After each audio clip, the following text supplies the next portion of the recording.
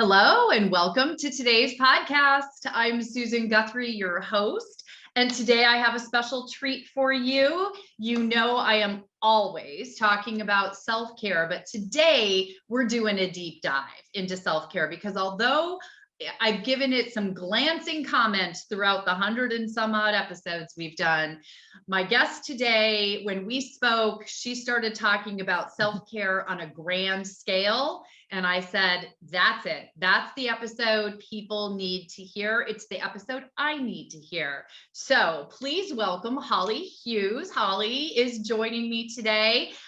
So first off, as I always say to everybody, but I truly appreciate you taking the time to help me and my listeners today, Holly. Thank you. Oh my God, I'm so happy to be here. I loved your stuff on Instagram myself. And then we knew so many people in common. I was like, this is meant to be. It is meant to be. And I wanted to say Claire Samuels is our mutual friend. Claire was a guest on Divorce and Beyond. It's never too late to mediate. And actually just one of the most delightful human beings I know in the world out there. I know that you are a part of her curated community, and we talked about that in Claire's episode. So I encourage everybody to go listen to that episode. But Holly, one of the things I find most fascinating about you is that you're an intuitive. And I love that. I have to tell you that for me. In fact, your handle on Instagram is Holly _Hughes _intuitive. Yep. And that caught my attention. I love that you have it right in your handle. Just tell me what that means. I want to really sort of dive into the intuitive side of this. Yeah, like for me, it really means that when I focus on someone, that I can see, hear, and feel what's going on with them emotionally. And so it's like a spontaneous and instant knowing. Right. I like to explain it also in a way that everyone can understand. You ever walk into a room after someone's had a fight? Oh, yeah. And you can feel that energy in the air. I feel that all the time between people about love, relationships, their emotional state, past trauma, what they're really happy about. I have amazing boundaries, so I can still go out and be like the slightly snarky person that I like to be when I'm not helping people, right? Because we're here to be human, but I have this gift. And I just really love helping people get back to who they want to be, because we've been trained our whole life to be a certain way. Right? We've been hammered into, you should look this way, and this is what beauty is, and this is what success looks like, and this is this, and this is that. But I know plenty of people who have it all on paper, or they have it all on Instagram, but they're hurting. And so you don't get to enjoy it all, whatever that all is. And I just have to say, they have it all on Instagram. Does anything sum up the world that we live in right now more than that phrase? Because we do live in this fake world of perception being just what is posted on Instagram. And as someone who spends a lot of time there, posting, I can tell you folks, the stuff you're seeing there is only what people want you to see and what is created to be seen, not really the reality of what is happening for people. Exactly. I mean, I'm doing too. Like some mornings I'm like, "Ooh, those bags are bigger, Holly. Let's put that filter on just to cover it." Again, my whole mantra is real, not perfect. There'll be plenty of days where I don't have filters because I want you to receive the message that I want to share, and whatever that is, and to meet you where you're at. And it's okay not to have it all together. And that's why we're talking about self-care. Like, what got you to the place that you're so exhausted? Why do you believe that you don't deserve the time to take care of yourself? Why is everyone else more important than you? Because if they're depending on you, I'm going to tell you, they need you. Yeah, this is that, put on your oxygen mask before you help anyone else. And, I told you, I mentioned to you just before we started taping, a friend of mine sent me a text at 4:30 this morning saying, I didn't sleep a wink last night. She has a child who's a little bit in crisis, or a lot of bit in crisis at the moment. Another one who has a special day happening today. And so her comment in the text was, well, I'm just going to pull up my mom pants and go do it. And I said, have a wonderful day, but don't forget to take care of you today, because if you don't take care of you, everybody else is going to fail. It's just, you can't take care of everyone else if you're not taking care of yourself. Yeah, I have a crisis mode. Like I've been through some major crazy things in my life. Like I've lost my home to a fire and an earthquake, right? Like that's pretty big. Yeah. And whenever a crisis is happening, you want me. I have this mode where I actually don't feel anything. All of my emotions, all that overwhelm is gone. All my empathic abilities are gone. And I'm like, what do I need to do? I'm going to take care of it. I could do da, da, da, da, da. And then 2 weeks later, I cry for a week. Yeah. And if you know me and you love me, you know that's going to happen. And although sometimes I wish that pattern wasn't like that, that is my pattern. And part of self-care is knowing who you are and how you operate, and then giving yourself space to do it. That is the hardest part for so many people. Just that, like, this is what I need right now. I like to tell the story too, like part of my self-care, I believe self-care is about more than just the awesome massage or, you know, getting to do your nails. I think that's wonderful if that's how you get time away. But I bet you dollars to donuts, you're scrolling. So for me, self-care is what makes you lose time. And it means you're not on your phone. So for me, it's dancing. And my dance class pre-COVID was every Thursday night. And I would drive there cranky as an MF. I was like, oh my God, it's Thursday night. I'm so tired. I'm sitting in 45 minutes of traffic. This is terrible. But the minute I walked into class and I heard the drums, I was taking African dance class with an amazing group of people. And I heard dun, dun, dun, dun, dun, dun, dun, dun, dun, dun. And then I'm not in charge. No one cares how good I am. I have a community of amazing people and I am joyful. And then when I come home, I'm happy and recharged. And so when I miss dance class, my family is like, you need to go. It's Thursday night, right? So then they support you. I want people to know that when you create a pattern of self-care, those who love you, who will see the benefit for you and them, will encourage it. Because they know you're better on the other side, right? 100%. It's a lot easier to deal with in some ways. And I think, you know, I want to jump back to something that you said there, because I think it's a key point for listeners is, first, self-care looks different for everyone. And self-care, what I heard you saying is self-care starts with being aware of your own needs. Is like looking within, because I think it's really significant that, you know, you have this capacity to go into crisis mode, but then, you know, a week or two later, extreme self-care is going to be required, right? Yep. And people know that about you. So some people, you know, may think anytime something feels difficult, it calls for immediate self-care. And that may not be it. It may be recognizing that you're about, you know, you're going through something in the moment. You're going to buckle down. You're going to do what my friend's doing, pulling up those mom pants or whatever it is. But know that eventually the crash is going to come. Be prepared for it and know what to do about it. Yeah, big girl panties. I mean, those could be sexy. Like, let's just, I think being able to handle things, your life, your family, your children, everyone's needs, let's call that sexy. Let's rename that right now. Big girl panties, sexy. Spanx not, but big girl panties completely. Spanx just hurt. I don't know why we all do that, right?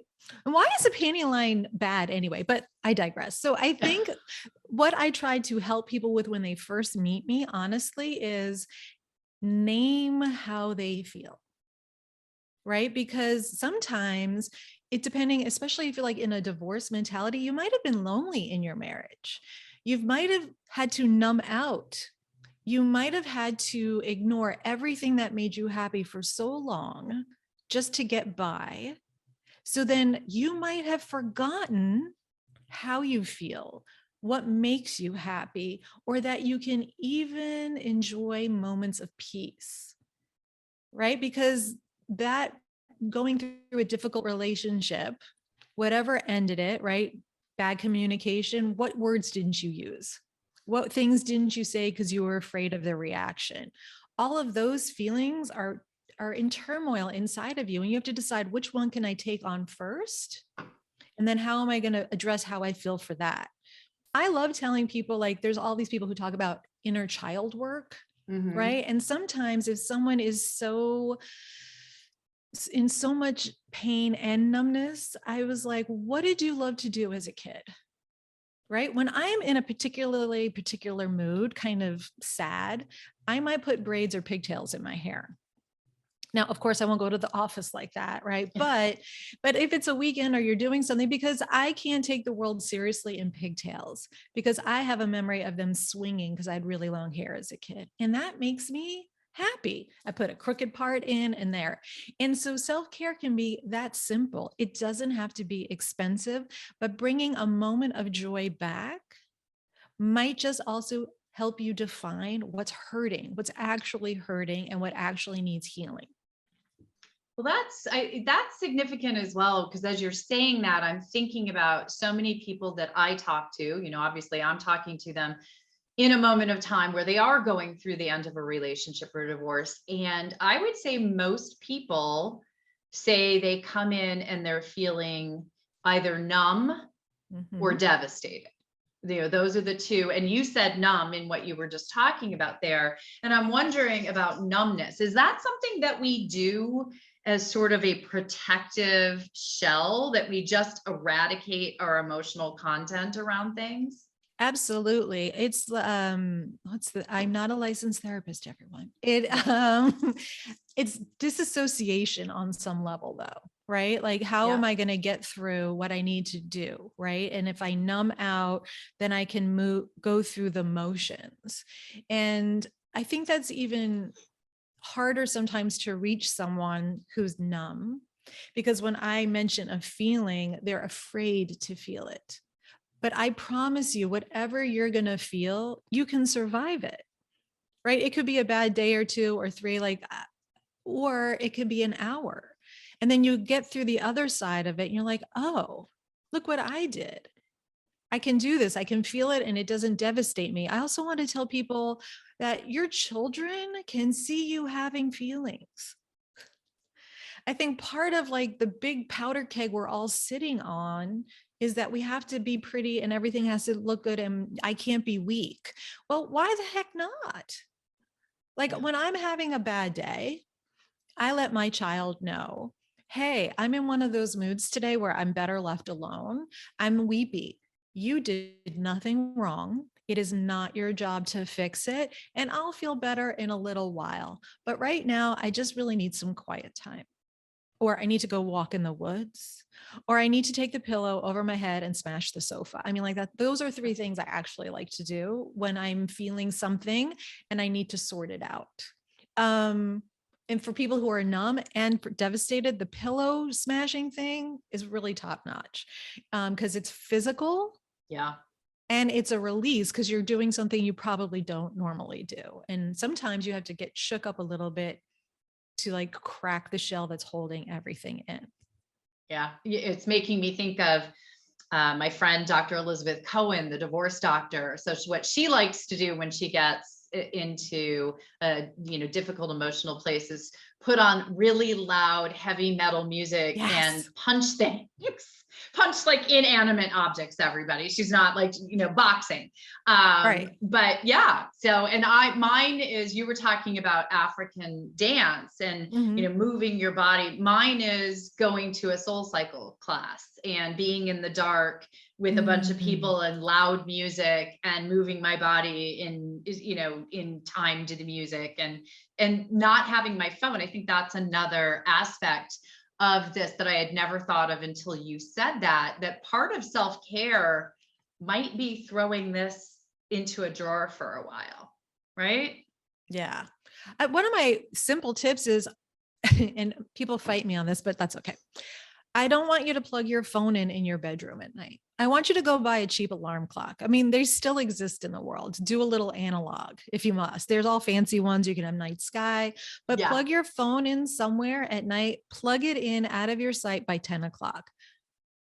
I dare you to try it and see how much happier and how much better your sleep is. And when my child goes to school, I do my best. I don't always succeed in not even opening social media until they've gone to school.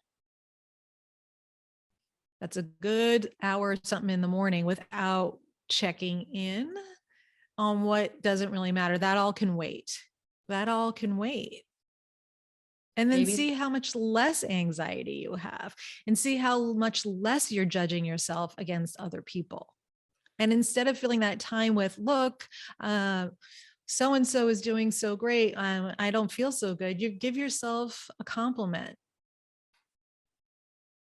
I got up today and I'm doing what I need to do. That might start there. That might just be a big curl panty day. Or it could be like, yeah, I'm a good person. I like myself. I'm I getting like my through this day. eyebrows. I have Yeah. a good manicure. Like, I don't care where you start, but start your day with some kindness for yourself. We don't do a lot of that, right? Mm-mm. We're especially hard on ourselves.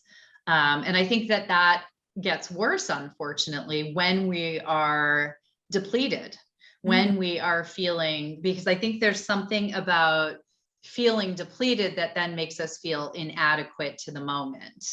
And so it's just that self-perpetuating cycle, unfortunately. Yeah. Another thing I like to do as a self-care reminder for people is go back to do something that you loved as a kid for the sake of it, not as a product. You're not creating a side hustle. You're not selling it on Etsy. You don't have to show anyone. You can just do it for the doing of it. Like at beginning of COVID, I went to Michael's. I'm not a paid spokesman. I went to Michael's and I bought myself a crochet kit.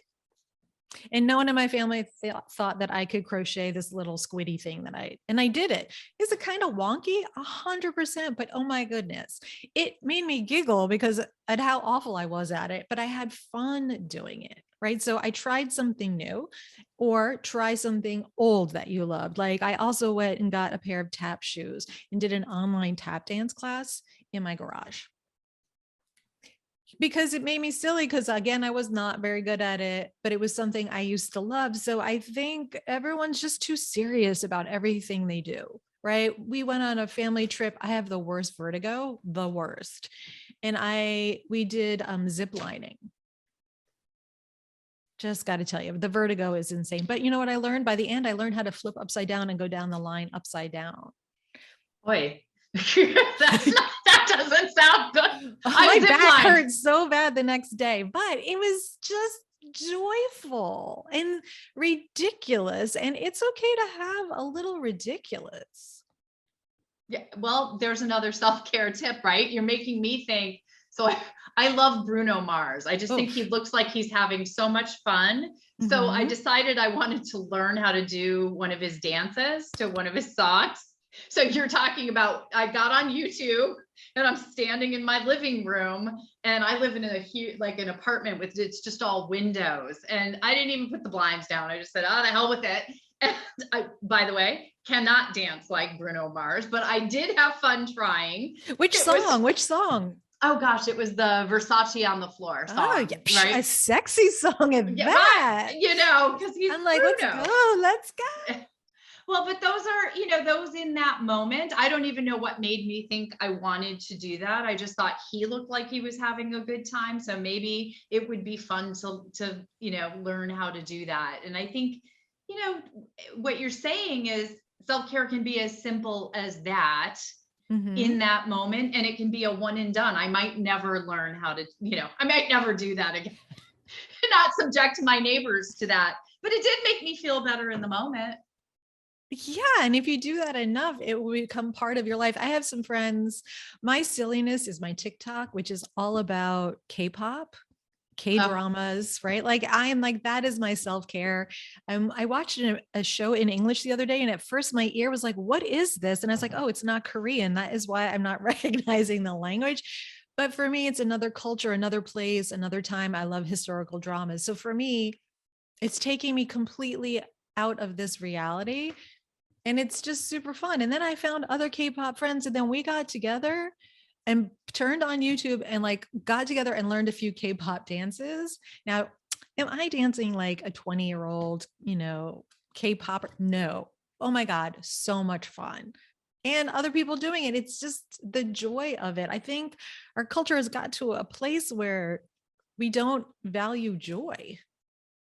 no, no. Well, we don't value it. And because it's not valued as a society, I don't think we then make any time for it, as you're saying, right? We just trudge through, and trudge is kind of the word that I Mhm. feel about it, especially when we're going through a difficult time.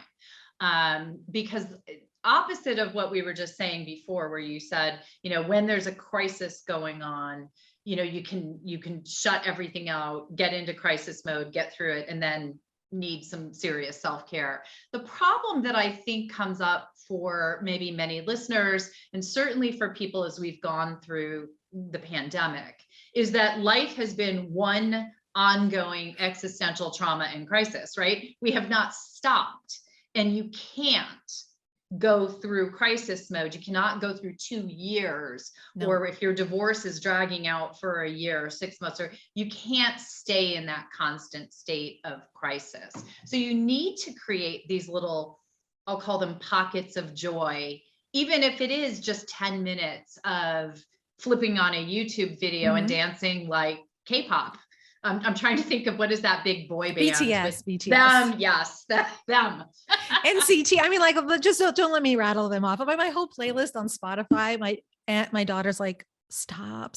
We went and got boba, and I knew the song, and I didn't realize I was like saying the words, and she's like, no, you shouldn't know this. Just stop. But that's also joy for me. Embarrassing my teenager is joyful. Yeah. I enjoy it. I don't think I'm doing my job if I'm not.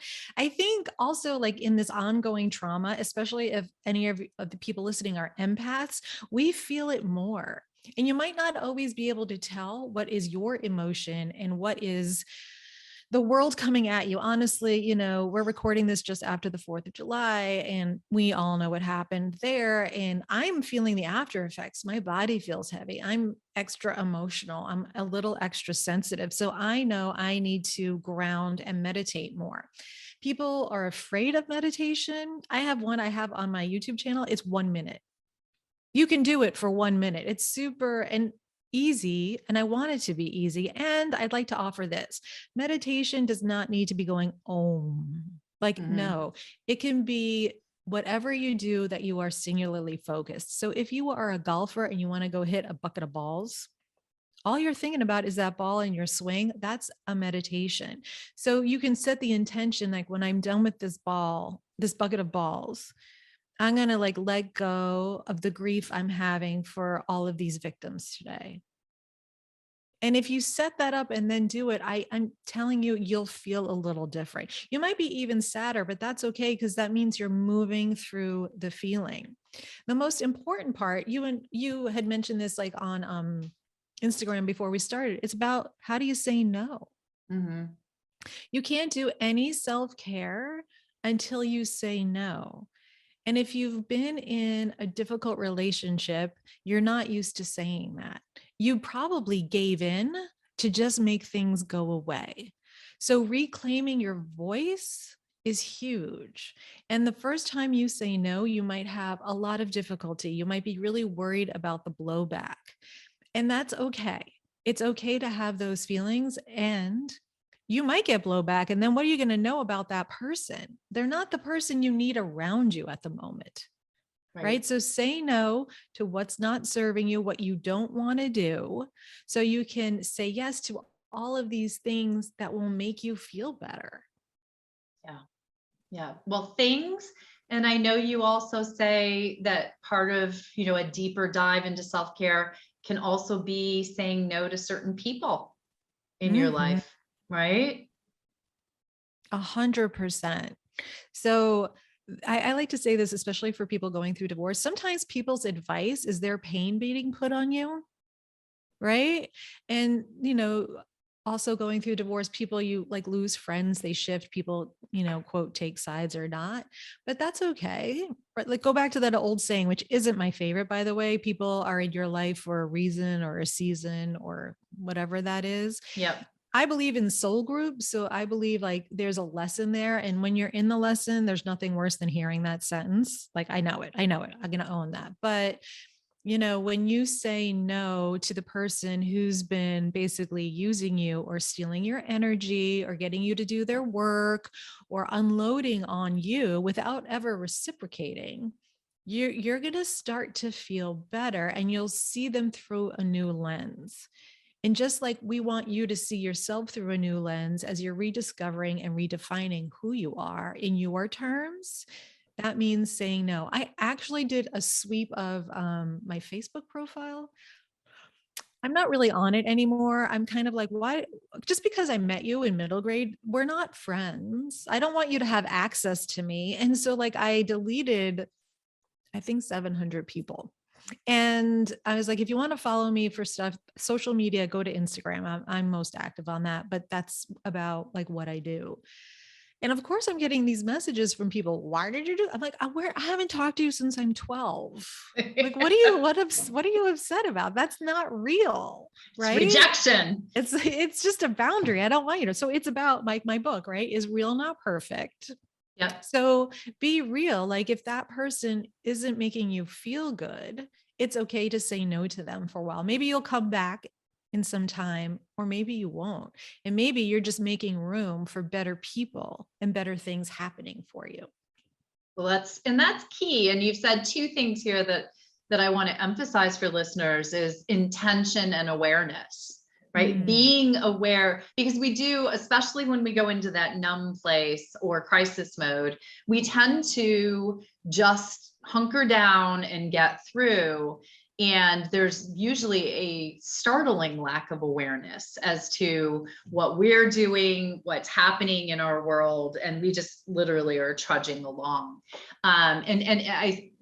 It jumps out to me when you're saying I grew up in a golfing family. So that concept, for me, it is not at all therapeutic to go hit a bucket of balls, because everybody else in my family is a fabulous golfer, not me. But and you need to go to Top Golf when it doesn't count. Yeah, exactly. Where I can swing and hit every ball. That is my idea of a good time, maybe. But what you said in that is, knowing, having that intention as you go into it, that this be something that is going to help you release and let go and be focused on that ball and knocking that ball, or that fake ball in my case, right, into the trees or into down the fairway. There's so much to be said for taking that moment and being aware of how you're feeling, how you're reacting to things. And then when you practice that self-care, setting an intention that it be helpful to you, that this be a moment where you can move forward or make yourself feel better or sustain yourself or boost yourself. 100%. I mean, for every pet owner, if everyone has whoever's listening and have a dog, yay, puppies, that you can do that when you walk your dog. Again, I'm going to challenge you to not be on your phone and talking nonsense to someone, right? I'm also going to challenge you maybe a few times to have no music so that it's really you all by yourself with your dog walking down the street. And the intention while you walk is, as I walk, the stress of the day is coming out the bottom of my feet and the earth is taking it away. Just start there and just see if you have that intention, like what you're thinking and feeling while you walk the dog. Are you replaying a conversation you had with someone because you're hurt? That's really good information for you to know and begin to process. So then you can either address it in a conversation or know that this is someone I need a new boundary with, or you could be like, that doesn't work for me anymore. And I'm going to forgive myself for putting up with it. I'm going to forgive myself for doing the best I could when the best I could has been hurting me. Let that one sink in, because that's huge. And if you have just like one of those kinds of thoughts while you're doing your self-care, then I think you will experience a shift. I understand you're not going to look in a mirror and be like, I love you. Although I'll push you to do that at one point too. Yeah. But if these are beginning steps, if you're in this process of becoming an individual, individuating from a relationship, from family dynamics, from which way you're defining yourself now, you have to just really know how you feel so you can know when to say no and when to refuel. Oh God. I mean, it's just everything that you're saying for everyone who is out there and who is feeling just so depleted. it's the lifeline. I mean, these are the things, and it's something I talk quite a bit, and I post a lot on my Instagram about self-care, because it's something that I think for the first, oh God, probably 30 years of my adult life, I paid no attention to. I didn't, it wasn't a part of what I was trained to do. I grew up in a family where it was, learn to just do what you got to do, and no one cares how you feel. And it was really something. Oh, and then by the way, let's throw in being a divorce attorney. I was going to say, I was like, don't forget that. Sprinkle that on top. Yeah, right. Well, and I'm not an intuitive, but I am an empath. And so a person would come into my office as a divorce attorney, not usually in the best place emotionally. And they would walk out leaving that in me. That I would go home and for days feel that I can't watch a sad movie, because for 2 weeks after, if a dog dies in a movie, I'm going to cry for 2 weeks. Right. My husband's like, leave the room. When that Humane Society, Sarah McLachlan ad comes on, people in my house dive for the remote control because they're like, oh my God, turn it off. Susan's in the room. So, I think anybody who's out there who's hearing this, I hope what they're hearing is that this is not an insurmountable, huge task. This can be, I love you said, a 1-minute meditation. Get a coloring book and color a picture for a minute. Who cares if you color in the lines? Get up and just, put on some loud music, do Dr. Elizabeth and punch the couch or a pillow.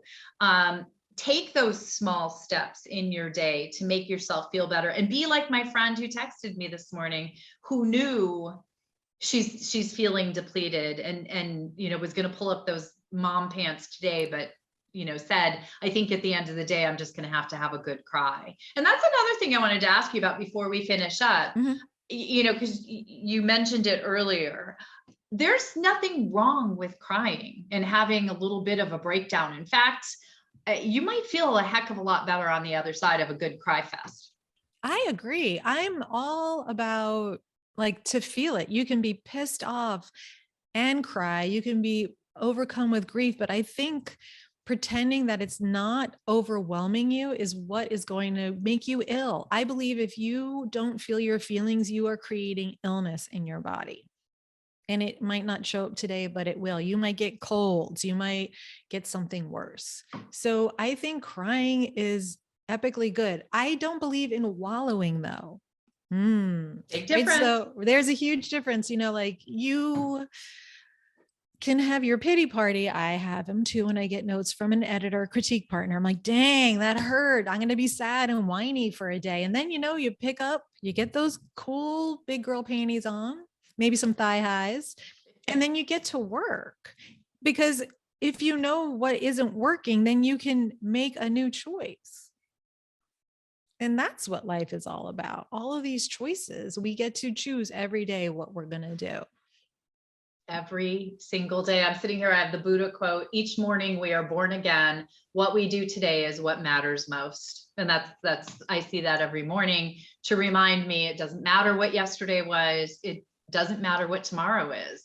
Today I get to do what I get to do. And I'm so happy today that I got to talk to you, because there's several things that I'm now going to look at my crazy Bruno Mars dancing as a form of self-care after our talk today. I might just go learn finesse and I'll message you, and then you can stitch it back. Yeah. I mean, he can do things with his legs, though. He can do anything. Just let's not go there, please. Yeah. He's the happiest man I saw him in concert once, and I have to tell you, I've never seen anyone having a better time than Bruno Mars. So if nothing else, if you need to be happy for a minute, everyone, go put on a Bruno Mars video and try to dance. So, Holly, thank you so much for joining me. I see your book in the background, and I don't want to let you go without, tell everybody about the book, Real Not Perfect. God, if I had, it sounds like a book I needed to read a number of years ago. Yeah, it's real, not perfect. How to become your happy, authentic self. It's a step-by-step process to help you regain your voice, your passion, and your self-worth. It talks about how you define yourself in the past. Who do you want to become? And then the part that we've been talking about today is how do you protect that person with self-care and boundaries?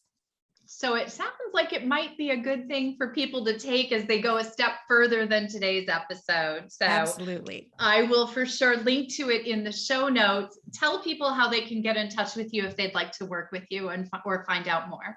Absolutely. My website and my social media is all the same. HollyHughesIntuitive.com is my website. You go to my Instagram, it is Holly_Hughes_intuitive. And there's a link right there in my bio. Super easy to schedule. Yeah, well, and I encourage you all, because there's a lot of great stuff on the website. Please go there and check it out, and definitely follow her on Instagram, because there's a lot of great posts that you have. And we will be having a large number, because I know there's a bunch of golden nuggets that you've dropped in this episode. So you expect to see yourself splattered all over social media shortly. So Holly, thank you so much for joining us. Thank you for helping people think about self-care on a little scale and a grand scale. I think it's really, truthfully, where it all starts. Real, not perfect, is